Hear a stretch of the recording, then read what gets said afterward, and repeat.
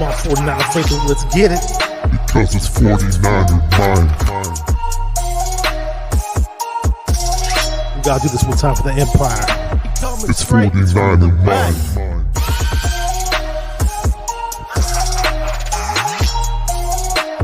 It's 49er mind. We gotta get that brick by brick done quick. 49er mind. Yeah, Yo, we can't listen to them haters, man. 49er mind. We from the Bay. 49er mind. We them San Francisco 49ers. 49er mind. We got that red and gold blood inside us. 49er mind.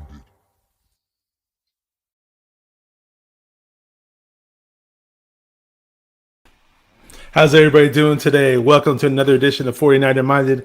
I am your host, Bashar. Hope everybody's having a great weekend. I know you guys are all ready for this upcoming game against the Las Vegas Raiders, as they say. And I have a very special guest today. I'm really excited to bring on a buddy of mine that I met on here recently, just through on Twitter and going on different social media platforms with the 49ers. Without further ado, I'm going to bring him on right now. It is Crypto Ryan. How's it going, man? What up, man? How's it doing? You're rocking the stunner shades as usual. You can't let the fans down, right? Nope. Shout out to Joey Mahoney. Oh yeah, we're gonna show him a little comment. Joey Mahoney says, "What's up, baby? Let's get it. Let's get it. Let's get it." All right, and a good buddy of mine, Adam Figueroa. Adam's a good buddy of mine and from quite some time ago, and we both are really good friends with Simba Webster's cousin. So that's where my Simba Webster bias always comes from. I'm biased now too. We got Corey Davis in the mix. He's always been a great supporter of the channel. Good. What's up, Corey? How's it going? And yeah, man. So this is Crypto Ryan in the house. He's a big 49er fan, diehard fan. Tell us about you, how you became a 49er fan, where your current living situation, where you're living at, and let us know about you. So I became a 49er fan growing up in Concord, and my grandma kind of just made it happen. There was no other team that I could like, you know what I mean? And it wasn't really that hard because you had, Joe Montana and Steve Young running around. So, I'm up here in Washington, chilling, doing my thing next to Big Lake, Mount Vernon. Yeah. Mount Vernon. Yeah, that's a pretty easy time growing up. I was not born, but when I became a Niner fan, my birth of being a Niner fan was around the same era. Montana was there winning Super Bowls, and Steve Young was waiting in the wings. So a lot of us Niner fans from around that era are pretty spoiled, so to speak. And you kind of had a little head start because you had your family involved. Yeah, my grandpa was from upstate New York, and when he moved out to the Bay, I don't remember him ever rooting for any other team other than the Niners, and I think that was because Grandma said so. Hey, man. Hey, sometimes you got to listen to the lady, and sometimes the lady might be smarter than the guy. So, case in point, your grandma was right that time. Corey Davis says, "Everyone, let's hit the thumbs up button." Thank you, Corey. Yeah. So, do you remember your first experience watching a Niner game, or any experiences of the first times that you watched the Niners that really stick out in your head? Or it was I don't know the first game I watched. I can't remember that. Yeah. I was whatever young. sticks out in your head. But I do remember Ricky Waters running for touchdowns in the NFC Championship, and my mom had gotten one of them, them office pools where you buy the box that has to do with the number. And due to his performance, I was able to get up enough money to buy my first BMX bike. Oh, there you go. So thank you, Ricky Waters, because the winner for you, Crypto Ryan, would have not had his first BMX bike. I was a big fan of Ricky Waters when he first came out. I remember our running game was kind of going downhill at one point because we had Roger Craig and he fumbled in the playoff game against the Giants, and then we let him go on play and be free agency. He became a Raider at the time. So it was a huge question mark who our running back was going to be in the upcoming 91-92 season. That was the first year that Steve Young took over as the full-time starter because Montana wasn't healthy yet. And I remember we drafted Ricky Waters, I believe, in the second round out of Notre Dame. And at the time, if you guys remember, going this far back, Raghib Ismail was like the big star at Notre Dame. He was a wide receiver kind of slash running back. They kind of had him as a hybrid, and he got all the big name headlines and everything. And so Ricky Waters was the running back too, but he was kind of in the shadows, you know. So we drafted him, and I was curious about him. This is back when I had all the football magazines, and I was just hyped up. Oh, maybe this guy Ricky Waters is going to be good. I just thought he had a cool sounding name. I was reading some good things about him. Then later they started replaying some Notre Dame games after we drafted him, and I got to see a little bit more of his highlights at Notre Dame. He looked like he had some decent size and speed. A former wide receiver converted to running back. And I remember the first game he started, actually his whole rookie year he sat out because he got injured his rookie season in training camp. So it was another huge question mark. You know, is he going to come back, and what's he going to be like when he actually steps on the field? Because he didn't even play his rookie year. Boom, his first game he started against the New York Giants. I remember he had 120 yards or something like that in an away game in New York too. So the moment I saw him in a real game, in a real NFL game, I was like, wow, I think we got something here. We won a Super Bowl with him, but unfortunately we did not get to keep him for the long haul, and I wish we did. Ricky Waters brought tons of energy. He had a big mouth, but he was a lot of fun to watch, and he always brought touchdowns, and just a very fun player to watch, especially when he was with William Floyd. I'm sure you probably remember that Super Bowl year, right? When Ricky Waters was with William Floyd. Oh yeah, I loved his lateral movements. Oh yeah, he had size, but he had agility and speed. He could hop out of the way of tacklers and then just go upfield. He was great at that. And did you ever get a chance to go to a 49er game as a 49er fan? I have not been to one at the Stick, but I've went to one at Quest Field with my sister. And how was that? How did that go? What was that experience like?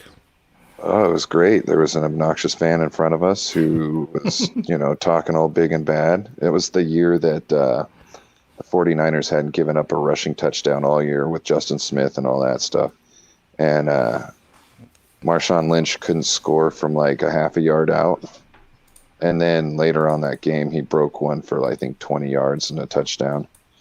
So that's when that streak ended, was at the game I was at. Was that the game where they had the that wasn't that Harbaugh's first year in the 49ers, the 2011 season? It might have been.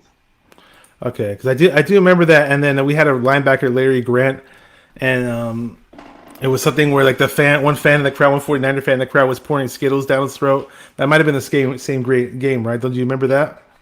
I do not remember that. Okay. I'm pretty sure it's the same game, because I remember we were really good against the run that year. We had some great run stoppage that year, man. And historically, a lot of the really, really good Niner teams have been excellent at stopping the run.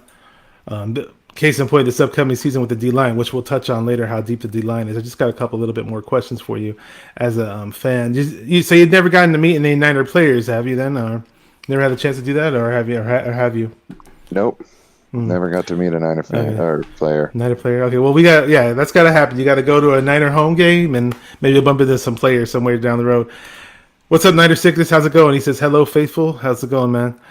And just some random questions that I got going for you. Is there some random questions that I just throw at people sometimes that come on here?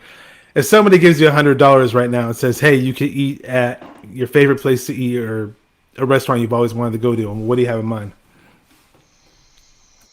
I'd probably just go to the grocery store and get stuff to make it myself. You don't have like a big time restaurant that you think makes awesome food that you have in mind, or? It'd probably be a taco truck if I was going. You know what I mean? Like, you really keep it simple, huh? All right. Bro, I'd probably get a Wagyu steak, maybe. I don't know. All right, I got you.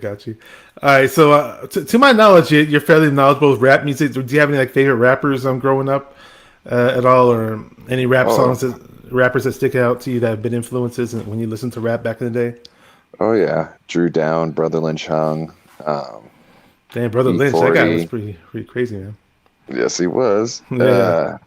There's a lot of them. Who is it? Now I'm drawing a blank, but 93 to Infinity was one of my favorite songs. Oh, the Souls of Mischief. That's the Souls of Mischief. Souls of Mischief. Yep. I remember Far Side. Far Side. Oh yeah, East Coast. Yeah. I think there's yeah. That was a good era of rap, man.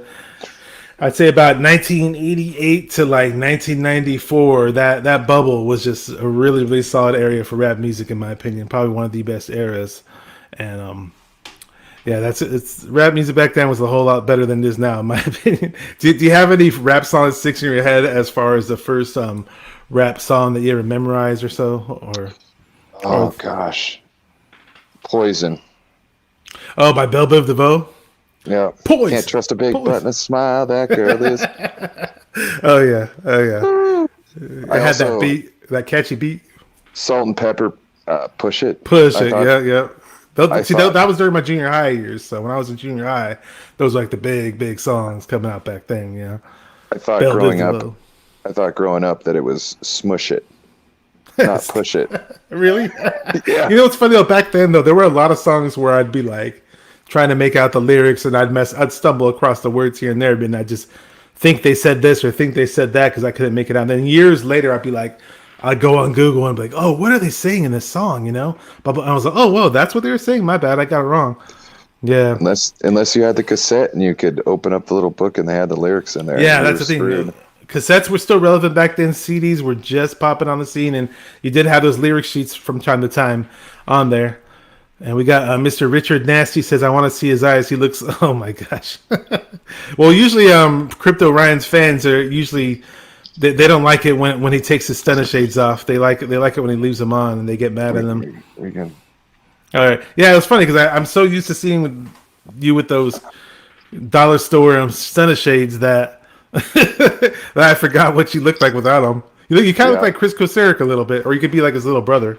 Oh, I'm probably his bigger brother. Well, Chris Koceric's a pretty big dude. Have you seen him stand next to the D lineman? No. Oh, he's a big dude. He looks like he could strap on the shoulder pads and play. He probably was a pretty good player at one point, I'm assuming. Yeah. Yeah, so we got so that pretty much wraps it up with my personal. Okay, I got a little question right here. Actually, I knew you from you calling on the Cone phone. I don't recall seeing you on anything else before that, but I've definitely seen you on other platforms afterwards, without a doubt.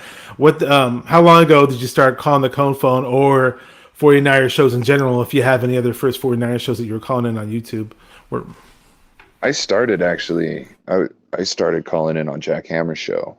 I just watched everybody else, and I was like, nah, that ain't me.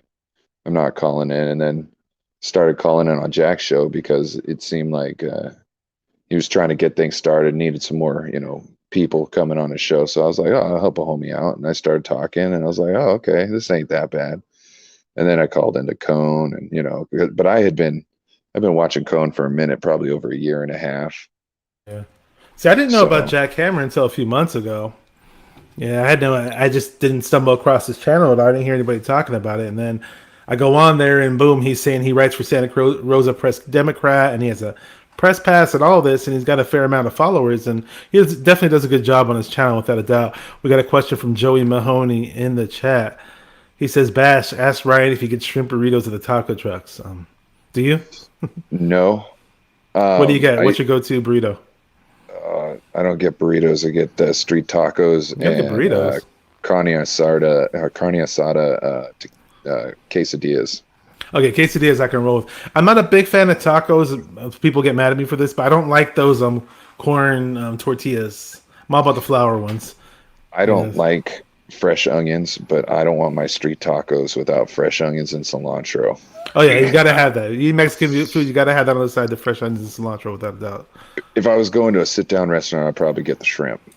I just, seafood on a truck, I don't really trust. But we got great seafood out here in Washington. Oh, you do? That's kind of Washington. I've been out to Seattle. I've been to Seattle, and I've been to the surrounding suburbs and all that, and I've only, keep in mind this is back in the early 90s, but I kind of liken it to the Bay Area.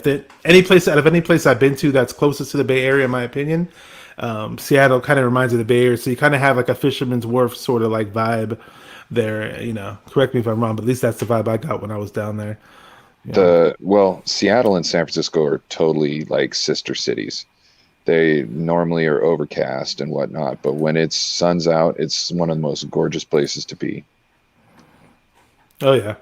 without a doubt. We got a question from my buddy Adam Figueroa. It says, "Why was James cut?" Do you want to answer that? James, Richie James. Richie James. Oh, because he was injured.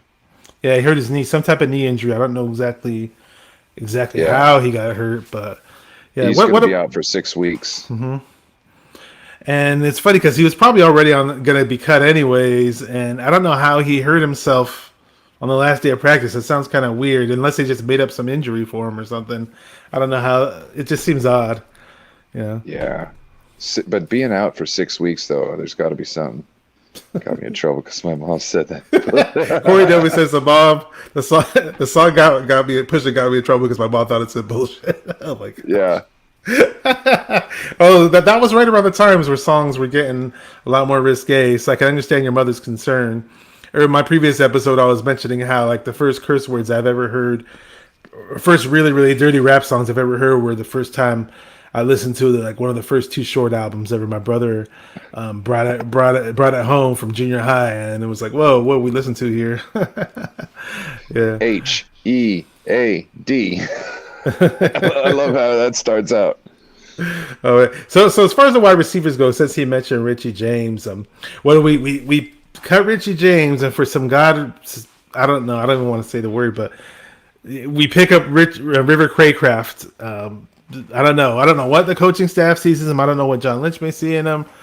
I've never followed him in college. I have no idea what's so special about him, but there's something about him that says, hey, Kyle Shanahan, hey, we want to keep you around and develop you. And I don't know, do you have anything to touch about that? Or I think it's because he tries. You know what I mean? He actually gives it his full effort. I think it's also comfortable because he already knows the system. He's been here for almost a year now. I think he came over early last season in a trade. Oh, the Pettis trade. That's who he came over. We swapped him for Pettis. So, yeah, that's why I think they kind of like him. He doesn't show much on the field. He's not like he doesn't wow me with his performances, but I think he tries, and that's what's worth it. I wouldn't want to play with somebody who's got a lot of talent, doesn't try. I'd rather play with somebody with less talent and does try. So yeah, he looks like he kind of has some decent athleticism. His build looks okay, but he might have a burst of some sort. But I just hands wise, whenever I've seen his number called, it looks like he has a case of the dropsies. I don't know what he shows in practice. Maybe he shows otherwise, but we gotta see what's up with him. I have a feeling they're just gonna stash him away in the practice squad and try to develop him unless they pick up somebody better. that's where he's going. Shout out to my boy Horace, all the way in Qatar, otherwise known as Qatar, as people may say. He's a California dude, but living over in the Middle East currently. Still supports his Niners and loves the Niners. Good buddy of mine on Twitter. Him. Yeah. Oh yeah. So Benjamin versus Webster for the last wide receiver spot tomorrow. This is from Adam Figueroa. Should be a good one. Yeah. So the word on the street is that as much as I want Simba Webster to make the team, from what I've heard, is he has been worked in or prepped in as much to be a wide receiver within our offense as much as Travis Benjamin has in practice. And that is a bit concerning because I want Simba Webster to make the team. I have my personal biases, but I just like him as a player in general. I like his return ability. He shows some explosion. Like you were mentioning earlier, that they ran him on those jet sweep against Kansas City. So what do you think about the whole Travis Benjamin versus Simba Webster battle that's going on? I think so. I think that Travis Benjamin was brought in to be the speed guy and take the top off the defense. But I like the dynamic that Simba Webster's got, where I really liked his kick return the other day, and then they immediately did an end around with him without even giving the guy a break, and he gained great yardage. I want him to kind of take on that sweep role, that end and around role away from Deebo Sanders, not completely, but do the meat and potatoes of it, because I'd like to stop Deebo Samuel from doing those all the time and get him out in space and get him the ball instead of him having to run through multiple defenders to try and get that first down or first 10 yards or whatever he gets on him. I just think he's better utilized in space and then being able to act like a running back. So I like Nasimba Webster there to kind of take that away from him a little bit. Yeah. The problem is we all know how much Kyle loves his guys. Kyle has worked with Travis Benjamin in the past, and Travis Benjamin actually had one of his best seasons as a career, if not his best season in his career, working under Kyle Shanahan. So it's going to be tricky to see what happens. It sucks sometimes, you want somebody to really make the team, but then there's somebody else in the way, and hey, that other player might edge him out. So it's going to be very interesting to see what happens. And I know you were telling me earlier about this other wide receiver in the mix that we have going. Oh, actually, I'll mention this other guy first. Now we got say Simba Webster or Travis Benjamin makes a team. Do you want Ayuk to be our punt returner, Brandon Ayuk? I like the idea of him being the punt returner. I think I would like Nasimba Webster to be the kickoff returner, and maybe Ayuk be the punt returner. I don't know why I think it should be, split like that, but I feel that there might be less chances to get hurt on a punt return than on a kickoff return. And that's why I'd like to have the young guy, do the kick returns. Plus, I like his vision. And all else fails, you try them at both or try one at each other at the same. And then you turn around, and if one has more success, then they can take over both of them. So Joey Mahoney has been kicking and screaming and punching for Brandon Ayuk to be the punt returner. And so I'm going to throw this up on the screen for him, for his sake. I also think go ahead. like Travis Benjamin, like what else does he do? I haven't seen him really return punts or kicks. If he has, it hasn't been anything in the past special. he has. In the past he has. I've never seen him do it as a 49er, but I know with the other teams he was definitely known as a return guy / wide receiver. It's his 7th year in the league. I was thinking that he was a bit older, but I don't know his actual age. I could look it up, but yeah, Benjamin's still in the mix, and he did get that touchdown from Trey Lance. Let's not forget that. He ran a nice route on that play. Excellent throw by Lance too. Yeah, a lot of people are overlooking how good Trey Lance's progression is. I don't know why. I think we can get into that. If Jalen Hurd doesn't show much in this game and he gets cut, and they keep Jawan Jennings and they keep Nasimba Webster, I don't think we need Travis. Yeah. I'm not gonna lie. It's not the popular opinion, but I am a Jalen Hurd guy. But I'm not gonna say, hey, sure, keep Jalen Hurd on the team if he doesn't do anything. He had to have proven something in practice, or he has to prove something in this upcoming game, in my opinion. And we'll see what goes on with Jalen Hurd, whether they stash him away on some PUP list or injured reserved or whatever. If they just want to keep him, they said that. Well, I guess with Shanahan, that said that he still thinks Hurd's one of the top 6 wide receivers on the team or so. So it does sound like his talent is still showing some value. It's just a big question mark. They said something about as long as we can play him in games and then have him practice twice a week and then play in the next game. So we'll see if they're able to do that, keep his body fresh, and he could take the hit and take the pounding. Sure, that would be great. But we will see on that one. It's a huge question mark, But I just think that's rare that we've ever had a talent as good as Jawan Jennings has looked this season. I just think when we saw Hurd that one time around, him coming out of college and him picking up route running right away at Baylor, it was just a rare skill set for somebody that size and speed, to have that type of agility and break open, and get open and run certain routes. But we'll see, man. A lot of people are mad because he's missed those two years, and well, I get where the frustration comes in. I'm a little bit patient for certain players sometimes. If I really see something special in them, my patience is a bit thicker than other people, though. So I get it, if other people are mad and I'm not, And I'm not mad at him. Mm-hmm. I just don't want to see us cut somebody for him, and then week 1, week 2, he's broke and he's gone. Gotcha. And those guys get picked up on waivers, and we don't have them again. So yeah, that's kind of where my head's at. And it just seems kind of weird though, because I always feel like even if somebody does get hurt and somebody's out, and then there is somebody we could pick up off the streets that might be available. I don't know, for whatever reason, we just kind of pick up the scrubs that nobody. These are the most obscure guys, like River Craycraft comes to mind, or whoever. Why can't we just? There has to be somebody good with a semi-known name that's better then that can give us some actual production that we might be able to count on. That could be available, and we just never pick up those guys for whatever reason. Then they just go to other teams before they go to us for whatever reason it may be, But we'll see. Hopefully, that's not the trend because I got sick of seeing that. And I wish they would have made a says, play for. I wish they would have made a play for Gardner Minshew and get Sherfield. I get their last names mixed up. The quarterback. Oh, you want us to trade for Minshew? I wish we could have. You know what I mean? What? Any ideas what the terms were on that trade to Philadelphia? Okay, so I think it's a 6th round pick unless he plays 3 or more games for them, and then it's a 5th.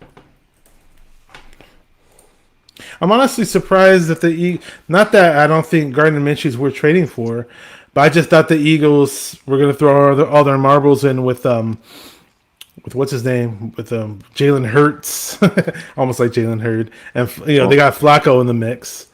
Jalen Hurts is a question mark also, and Flacco is not very good. The only reason why he was ever going to the Super Bowl was because of the team around him. You know what I mean? They made real good efforts. He's kind of like worse than Jimmy to me.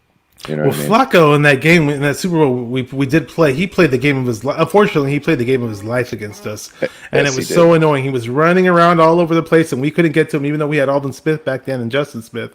For some reason, we couldn't get to him as much as we had liked to. He's running around, making the key throws, throwing the bombs, and it was a bit annoying. And then, these guys just play the career games against us. Well, it's funny, they'll like when the kicker's about to kick a field goal, a little off topic, but they'll be like, "Oh, this kicker's terrible, and he's past 50 yards, he never makes these kicks."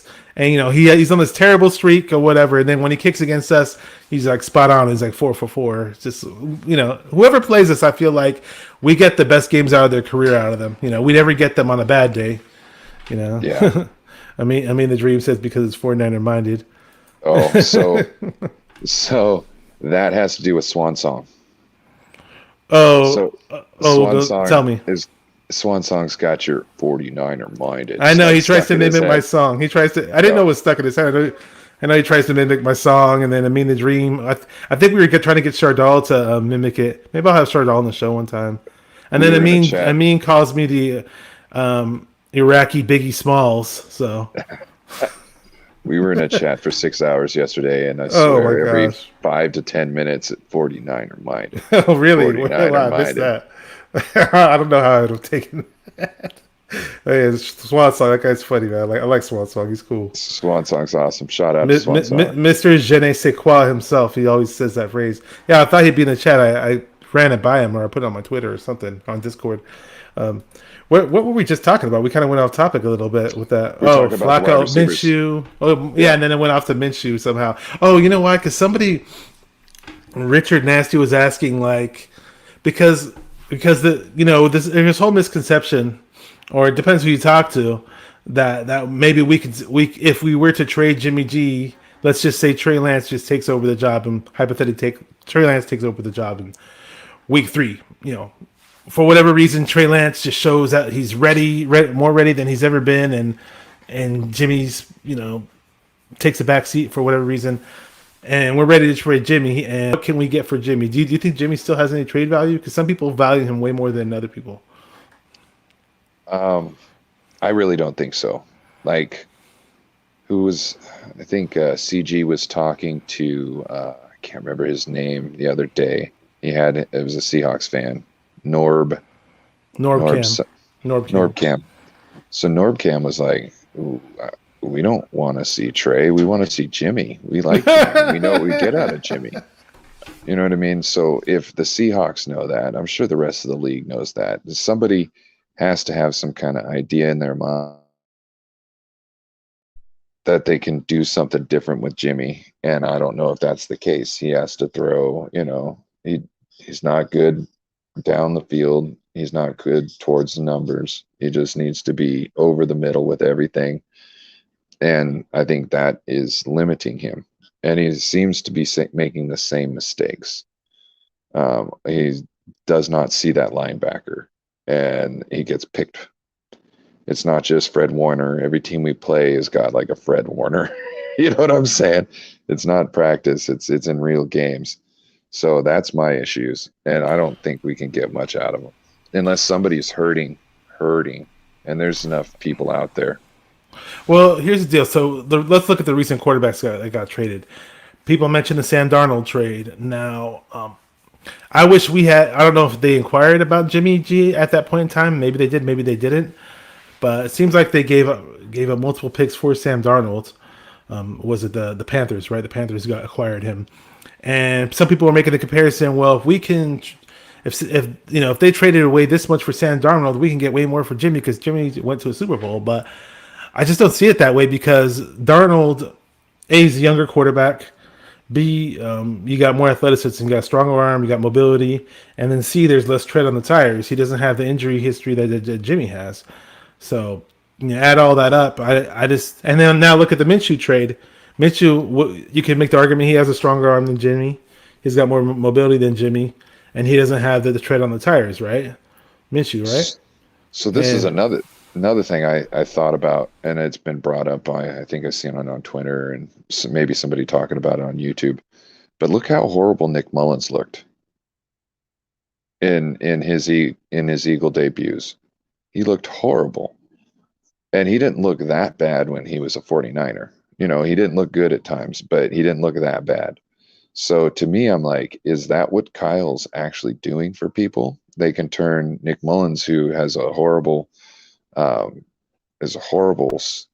game plan over there.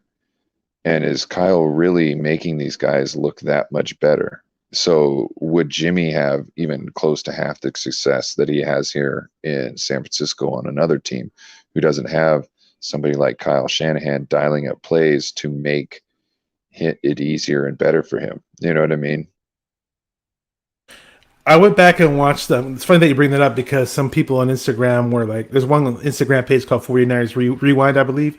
I follow them on Instagram, and they're always showing these cool clips of all these old Niner games, obviously games we won in the past. And they were showing yesterday or the day before the clip of Mullins' highlights against the Raiders. And when that game happened, people were like, oh, wow, look at this guy, Nick Mullins. Oh, wow, look how good he is. Oh, wow, he's amazing. Blah, blah. And that's like, you watch it, and the way Kyle drew up the plays for that, he just dialed in like the perfect plays for that game. And sure, Mullins executed, but it wasn't like Mullins was this godsend Joe Montana quarterback in that game or anything like that. No, just the plays are drawn up perfect for whatever defense the Raiders were throwing on the field. Yeah, so that's kind of like, if he does go somewhere else, is it going to be any close to what his performance is here? I don't think so. Because I think other coordinators are just going to want to run their offense because that's what they know, and so you're in trouble if you can't produce well in their system. You know what I mean? So Luke Luna says Jimmy G is a far better quarterback who isn't going to lose games for you as much. If this wasn't true, Gardner would have a job as a quarterback. But the thing with Gardner, though, I mean, they went with Trevor Lawrence. I think Gardner is more than a capable quarterback in the league, though. If Lawrence wasn't around, I mean, what do you think? Well, I think Swansong or Amin even brought up the stats, and it seems like Gardner Minshew last year under a crap team had better stats than Jimmy in 2019. Oh, really? Okay. Yeah.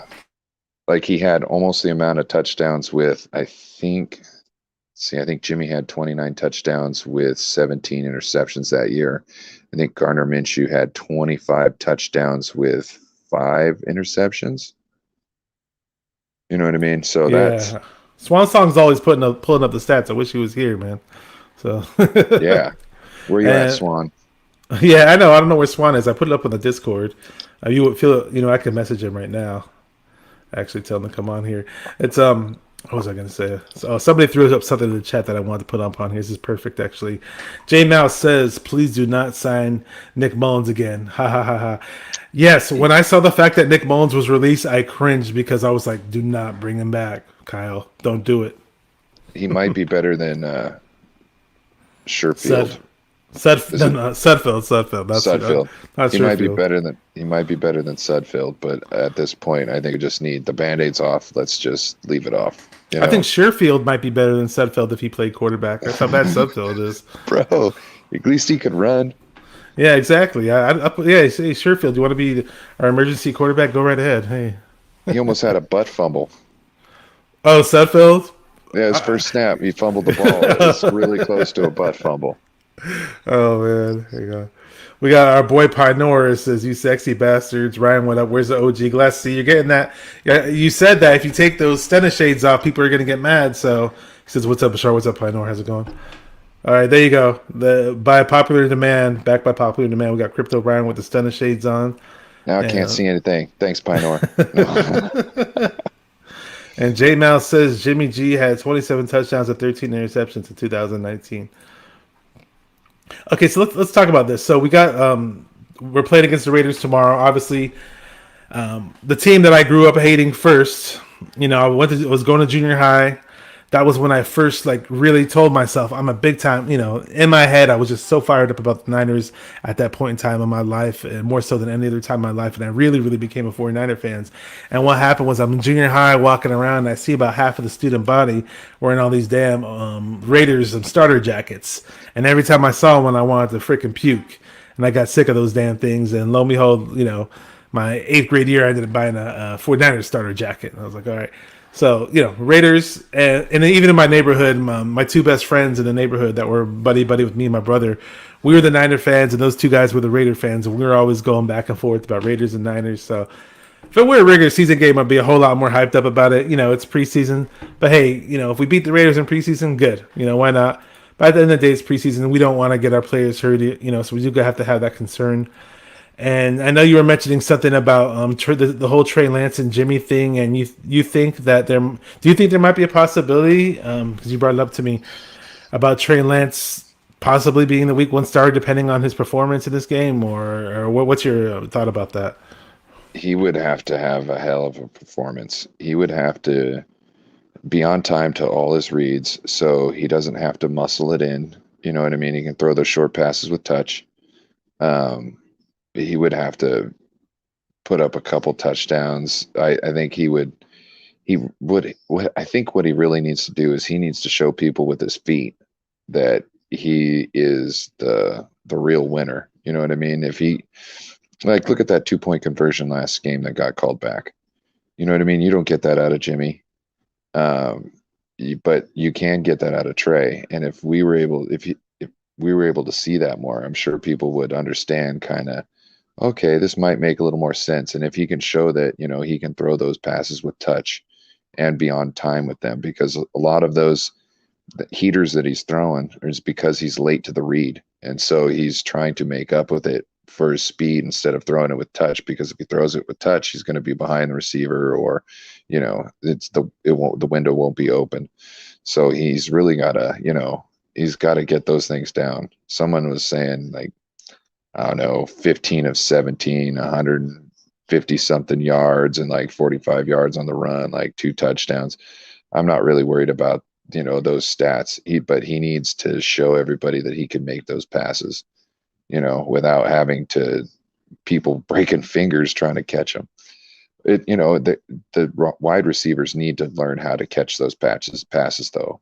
You know what I mean? He is going to be the future. There's going to be times where the window's very small, or there might be a hand in the way and he has to gun it through. So they're going to need to be able to catch those. But at the same time, he also needs to be there on his read so he can throw it with touch, so they don't have to, they can catch it in stride and not have to worry about anything or brace for impact.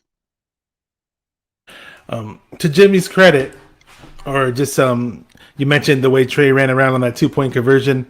I don't think there's not that many quarterbacks in the league that can run around like that the way he did. Trey's got some shake to him. He's a bigger dude, but he can move those hips when need be, swivel those hips, and it's not always about the straight ahead speed. It's about making people miss, and he showed it on that play. That was really, really nice, and hopefully he just has a little bit more instinct to run out of the pocket when need be. I saw plenty of it in college. I don't know if Shanahan put something in his head like, hey, look for your reads before you try to run. So I don't know if he's been thinking too much, but there was. Go ahead. I don't know if he told him you can't run. Hmm. I think that's just dumb. You know what I mean? I don't think he would ever say anything like that. I think the thing was is he might have said, "I want you to concentrate on your pocket passing. I want you to concentrate on making your throws. You know what I mean? We know you can run. We don't need to see all that. I want to see you try and complete as many passes as you can, whether you have to roll out or step up in the pocket." But I think that was the emphasis. I got you. I was just throwing it out there, but Yeah. with Trey, obviously the whole thing with not putting so much mustard on his passes, not trying to break his receivers' hands off. That it's all going to come through time now. I'm not going to be mad if Jimmy starts week 1. It looks like, and honestly, I think if Jimmy really stinks it, let's just say, for devil's advocate, let's say Jimmy stinks it up tomorrow against the Raiders, and Trey plays lights out. I still think that Shanahan, being the conservative coach he is, and I always feel like John Lynch and Shanahan are both conservative in certain ways, that they're just going to stick with Jimmy week 1 anyways. That's how I look. That's how I see it, at least. And I basically obviously see it as Jimmy G's job to lose, and he's going to have to mess up really bad in the regular season game for. He's going to have to mess up in a regular season game really bad for Trey Lance to step in. But I'm okay with them not rushing him, even though I'm anxious. Part of me is super anxious to see Trey Lance out there. I don't want people to say, "Oh, look, he doesn't have touch on the short passes. Oh, look, he's not ready." I do want him out there when he's fully ready. So I don't think it might actually take a real bad game, for him to be benched. I think it would take a subpar game and Trey to just make up for what he couldn't do. When people are talking about this two quarterback system, a lot of people are saying, well, they're going to bring Trey in for the red zone. Obviously, this isn't Kyle Shanahan saying this, but this is, the consensus on Twitter. They're saying, oh, they'll bring him in, and in the red zone and whatnot. But at the same time, if you have to bring Trey in the red zone to make up for what Jimmy can't do in the red zone, because he's not that good in the red zone, Jimmy. Like once you get into the 20 yards going in, it's not very good. A lot of the plays come from outside of the 20 going in. You know what I mean? Like longer passes essentially into there. I don't like why would you have a quarterback out on the field who's going to go from the 20-yard line to the 20-yard line, and they're going to put another guy in there to finish it? Why not just have Trey Lance learn how to get from the 20-yard line to the 20-yard line and then to the red zone, and score a touchdown? And also, we've kind of seen that Trey is so far, he's shown that we need a little time. He needs a little time warming up. He needs a series under his belt or whatnot before he really starts hitting things. So how is putting him in the red zone where he can't warm up, or, maybe like a third down or something like that? How is that going to benefit him and his, confidence in himself, or get him warmed up? You know what I mean? It just doesn't seem like a good scenario. Like if you're having to put him in for the red zone, why not just play him? Want to give a huge shout out to 49er Tony. He was my guest last week. A really good friend of mine from back in my Candlestick days, all the way back to 2009. Shout out to his dad, too. I'm good buddies with his dad as well. He says, I expect Trey to be even better tomorrow. Jimmy week 1 starter, but he will be on a short leash. Yeah, it's pretty much what it looks like. Jimmy's job to lose. And it's going to be interesting to see how it plays out, with the whole red zone thing, using Trey Lance in the red zone. And maybe there might be points in times in certain games, maybe week 1 or week 2, where, hey, we get the ball off at the 20-yard line and Trey Lance starts off the drive. So if they did that, it wouldn't really surprise me. I just want to say hi to a couple other people in here really quick. Wanted to get Swan Song in the chat. What's up? We were mentioning it yearly, man. He likes singing my theme song. So, really cool guy, Swan Song, all the way down in Southern California. Joey Mahoney says, go ahead. Swan is Generation R. Oh, Generation R? What does that mean? Generation Refugee. Okay. Joey Mahoney says, I want another 80-yard bomb. Oh, yeah, we'd love an 80-yard bomb from Trey Lance. Why not? We got Jay Mangold in the house, 49er Minded. What's up, man? How's it going, man? He's got his own YouTube channel. Subscribe to his YouTube channel. Definitely, he shows off his football cards, and he's a big card collector. Also, 49er Tone, who I had on the show a week ago. I throw his name back up here. Subscribe to him as well. Also, my guest right now, Crypto Ryan. He's not a YouTuber, but he does have a Twitter page. I did throw the info in the description, so definitely check out his Twitter page as well if you want to follow him and just you want to see what his insights about the 49ers are. And let's see what 49er Tone's asking. Will Jaquaski Tart be ready for week 1?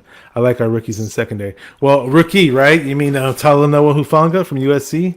I like him in the secondary too, man. But I don't know if Tart's ready or not. He's just coming back. What do you think?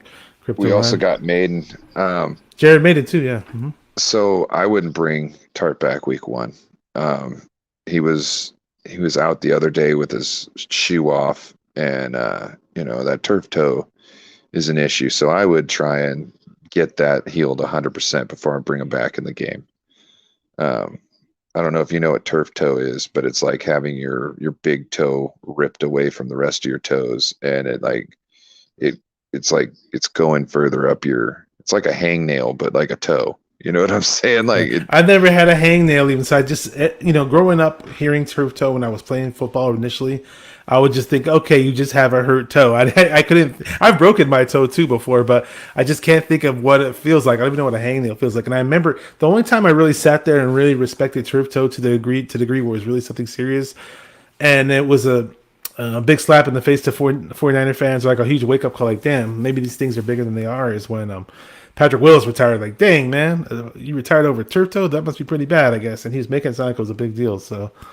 I had to play with my toes curled like this to keep them in place, because if they were flattened out like that, it was just excruciating, because it's like having your finger just ripped, your toe just ripped down.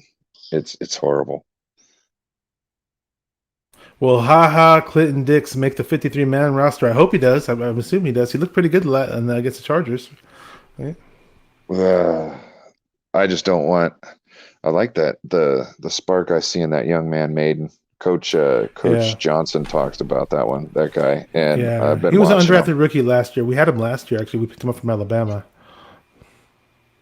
It seems like he's got a lot of like either his pursuit angles are good, or he's got some instinct in there. And he looked really fast with the ball in his hands too. And I'd rather keep him as a project than to have But who knows? Might be able to ball out for us in our system. I don't know. I'd rather keep the young dude. Well, Haha's only in his 7th year though too. It's not. People were saying he was really old when we picked him up, but I mean that's not young for a DB. I got you. Like Jimmy Ward. Ward is doing great for his age. You know what I mean? The guy still got it all, but that's not the case with most DBs. Does anyone really believe that Shanahan that all the stars will play tomorrow? Kyle really hates preseason. You can tell that's from 49 Tone. They already said they're sitting out certain players, so if they sit out more players, it wouldn't surprise me one bit. I wouldn't play Kittle. I wouldn't play. Obviously, I don't think. I wouldn't play Trent Williams. I might not play Mac. I don't know about Mac though. I don't know if they were sitting him for any good reasons or just because he's an older player. But those type of guys, I might not play. I'd probably have Fred Warner in there though, which they haven't had lately. Yeah, there's a question in the chat says, do you think the 49ers will pick up anybody after final cuts? I usually like them to do that, but I don't know. I'm assuming we could probably pick up an offensive lineman of some sort if he's better than anybody we have, or maybe a corner, but I don't know who would be out there. Did you see Grant's tweet about the 49ers offensive line where he took Brunskill out, and I think he added Javon Kinlaw for right guard? Oh, that's why Grant Cohn put out that post, huh? I'd rather have DJ Jones at right guard. Well, I don't know who I was talking to, or unless this thought just popped in my head. I could have sworn I mentioned this to somebody. I was thinking, like, we have such strong, overpowering D tackles, and yet we're struggling at guard and certain positions on offensive line. It's like, I know these guys weren't playing offensive line in college or whatever, but it wouldn't hurt. I swear this thought ran across, popped in my head. Like, why not give one of those guys a shot at O-line in practice and just see what happens? Put one of those guys in a guard, see if if they can do better than what Brunskill does in certain situations, it wouldn't hurt to give it a shot. So that's interesting that they tried. That's pretty funny, actually. And we got a buddy of mine, D Savage Willis, in the chat. D Savage 98 says, "Don't show your hand at all." Facts. I guess he's referring to the upcoming preseason game, and against the Raiders. Yeah, you never want to show your hand in the preseason, and usually the play calls we run in the preseason are pretty vanilla, as they say. Do you think anybody will make themselves a front runner with the kick returns tomorrow? That's local 49ers fan. Good question about the kick returns. We're pushing for Simba Webster, so who knows, man. Simba. Yeah. Simba. Yeah, I like that guy.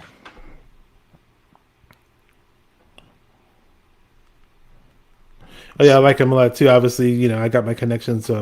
Got my good buddy who's really a relative of him and connected to their family. And Simba's family, a lot of the members of the family are 49er fans, so it's gonna be interesting. Swan Song said, what's your insight, Swan Song? Let's hear it. Oh, Elijah Mitchell. If we see Elijah Mitchell kick return tomorrow. Well, we haven't even seen Elijah Mitchell at all in the preseason. Running back drafted in towards 6th round or so, 4.3 speed. He's about 210 pounds, 5'10", I believe. Yeah, so I was excited to see what he could do in the preseason, and we haven't seen the guy yet. So yeah, he's been injured. Yeah. Yeah, so let's see. Is there any other positions that we didn't cover yet? Let's just go. Oh yeah, something interesting about the linebackers. Not that many people are talking about it, but Marcel Harris, who was a safety that we drafted as a safety, and has played as a safety, more of a strong safety, so to speak, is currently battling to stay on the team as a linebacker. Did you think he makes the cut as a linebacker? Or? Well, I was listening to Coach Johnson talk today, and it's between him and I can't remember. Is it Griffin or is Griffin the safety? I think Jonah Griffith. Yeah, that's he's a linebacker. He was wearing number 53. Yeah, he's looked pretty good so far in the preseason. He also got Justin Hilliard too. Jonas Griffith. Yeah, I would probably put Harris on waivers and keep Griffith. Yeah, we'll see where Harris fits in because it depends on how many linebackers they keep. Because obviously you have Fred Warner and Greenlaw. Jonas Griffith would be the fourth guy. Well, the third guy, right? You got Aziz O'Shire. Got him. Yeah, Marcel Harris could probably make it.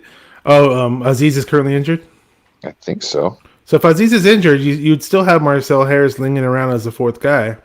There's another linebacker too. I can't remember. Justin Hilliard from Ohio State, undrafted rookie. And there's also Elijah Sullivan too. I don't know if he makes it. It doesn't sound like he would, but who knows? We'll see. I haven't really heard too much.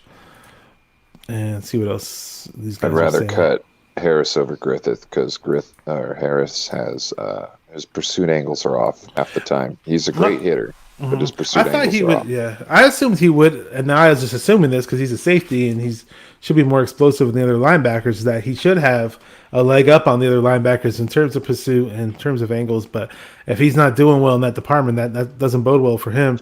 On top of that, he wasn't doing that good when he was in safety. Yeah, and another concern of mine is I'm mainly saying this because of his lack of size. I mean, is he going to be able to shed blocks off of those hulking guards or tackles? Your typical standard linebacker would have a better shot at doing that. They're just built more for it. Whereas Harris doesn't look like he bulked up any of, so to speak. He still looks like the same safety he was. He doesn't really look like a linebacker physically when you see him out there. Well, it depends.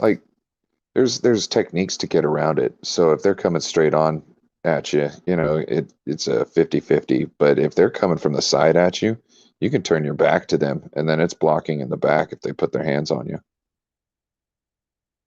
Yeah, there are ways to dodge certain blocks. I remember when I was playing, I'd run down and try to make the big block against the DB, and they'd always find a way to dodge my block. They didn't want to risk their body or whatever.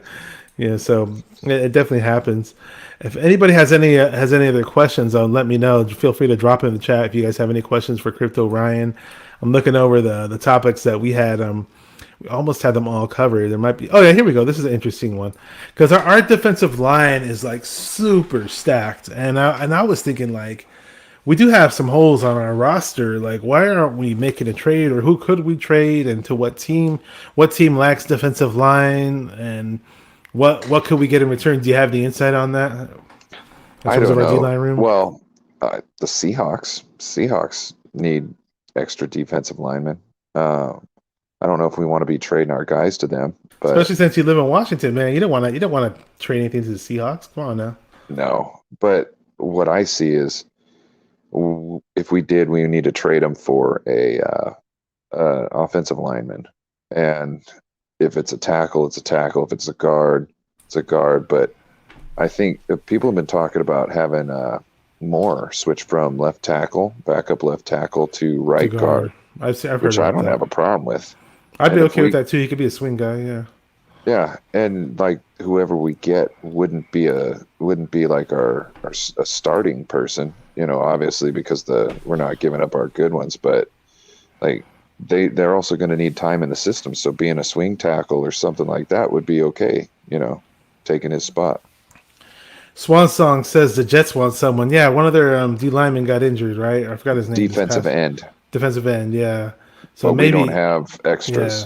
Yeah, exactly. Because I mean, the good thing is that that we had the Super Bowl season where we had D Ford and Bosa, but it looks like we actually had some reinforcements on the edge in the D line, which we didn't necessarily have in the past. So we got Arden Key as a reinforcement, Sosa, who's Samson Ibukam, who looks really good in the transition so far into becoming an outside rusher. So that's good to have. I wouldn't want to trade those guys away either, but Nope.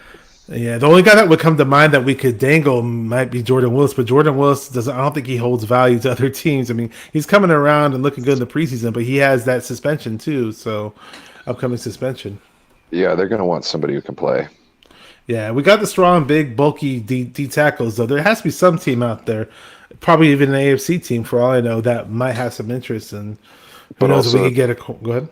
If the Jets have somebody who's already at tackle and they think he might work well at defensive end, then they might move their guy out to defensive end and take our tackle. You know what I mean? So that might be a thing.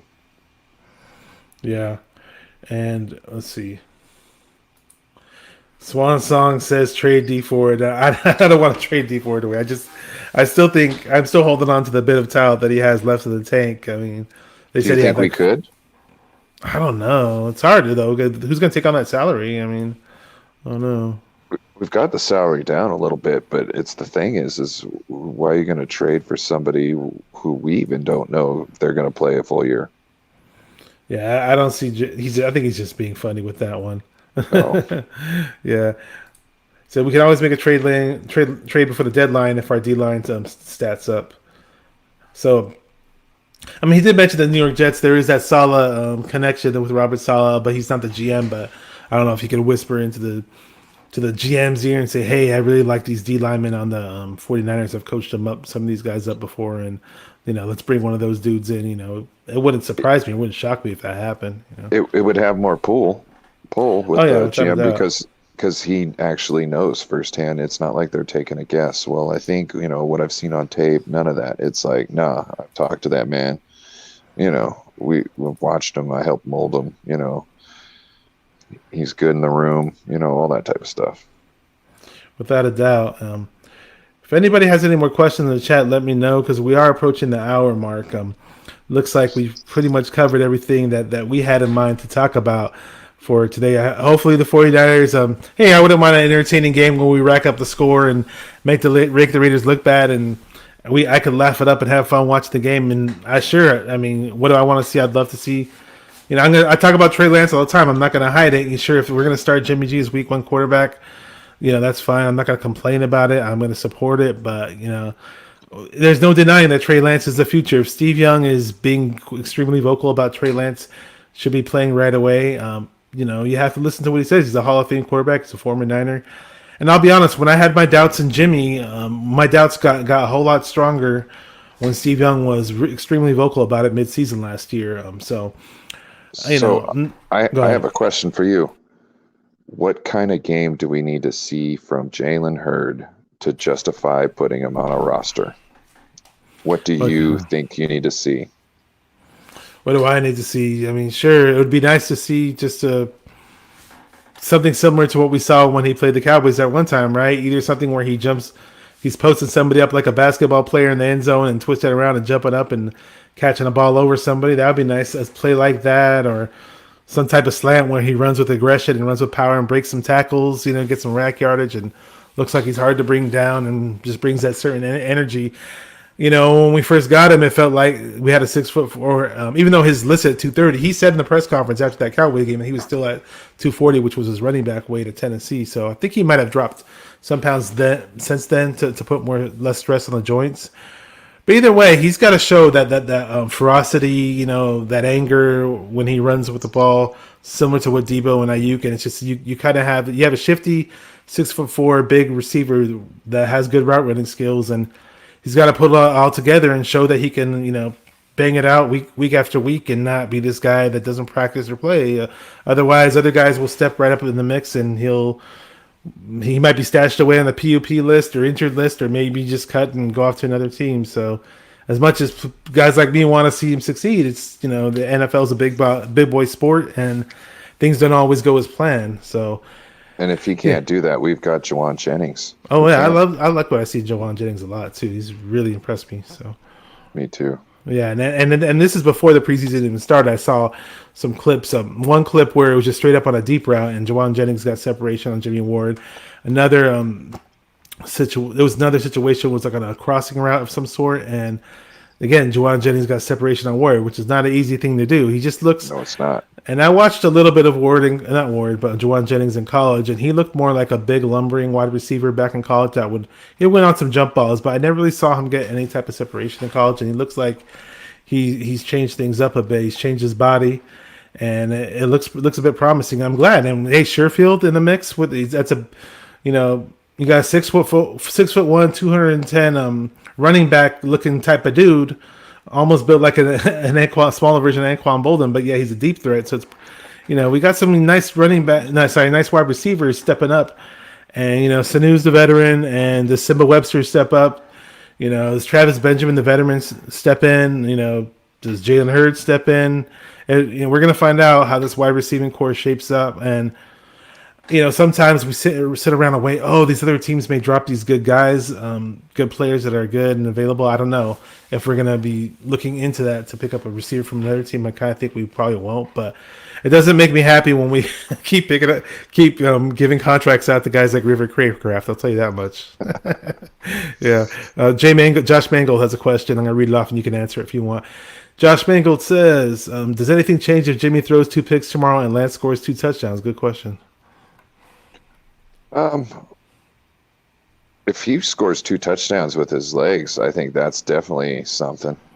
And his arm too would be nice. But you know what I mean? If he can show off those legs, it's hard to deny, the fact that you've got somebody mobile like that. And he's a rookie who's learning. So him having the legs to be able to run the ball is a little more comforting, because he doesn't have to stand back, drop back, and throw 40 times a game. He could throw 20. He can throw 15. You know what I mean? So that's what I like. 2 picks would be bad though, and yeah, it wouldn't look good on Jimmy's resume if he gets 2 more picks. Now it's in a game; it doesn't mean nothing, and it looks like he's probably going to start week 1 anyways. But that will resonate a little bit in Kyle Shanahan's head. It's not going to be a good look for Jimmy either way, even if it's in a game that doesn't matter. So it looks like we already passed the hour mark. It's great having you on. If there's any other final thoughts that you have, let us know. I really quick before we go, I do want to give a huge shout out to all the people in the chat, all the viewers. A lot of you guys I'm really cool with. Some of you guys are new faces, but I appreciate all you guys. And any final thoughts, Crypto Ryan? Yeah, go out and sub to Amin the Dream. He's trying to get to 1,000 subs, so please do me a favor and go sub to our 14-year-old homie. Oh, like and subscribe also. Yeah, I'm a new guy in the game now. I just put out my chat. My first live show was in July, so my low sub count will change over time without a doubt. I just got to keep putting out the content, keep on the grind, and it helps with having guests like you on and some other guests I plan on having on in the future without a doubt. Horace says, "Peace out, Brody. Take care of you guys." Yeah, so again, I appreciate you guys. Hopefully, hey, why not make the preseason game fun? Preseason games are usually weak and boring, but maybe we get a fun game on our hands, and maybe we get some more highlights to talk about. So, oh, here we go. One more question. Will Robbie Gold shake off his issues in time for this big game? I'm very doubtful on Robbie Gold. I'm not a big fan of him. All right, on that note, guys, keep repping those 49ers and stay 49er minded. Peace.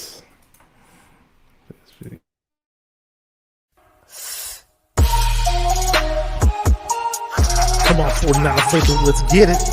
Because it's 49er mind. We gotta do this one time for the Empire. It's 49er mind.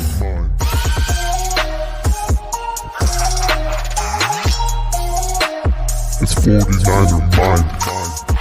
We gotta get that brick by brick done quick. 49er mind. Yeah, yo, we can't listen to them haters, man. 49er mind. We from the Bay. 49er mind. We them San Francisco 49ers. 49er mind. We got that red and gold blood inside us. 49er mind.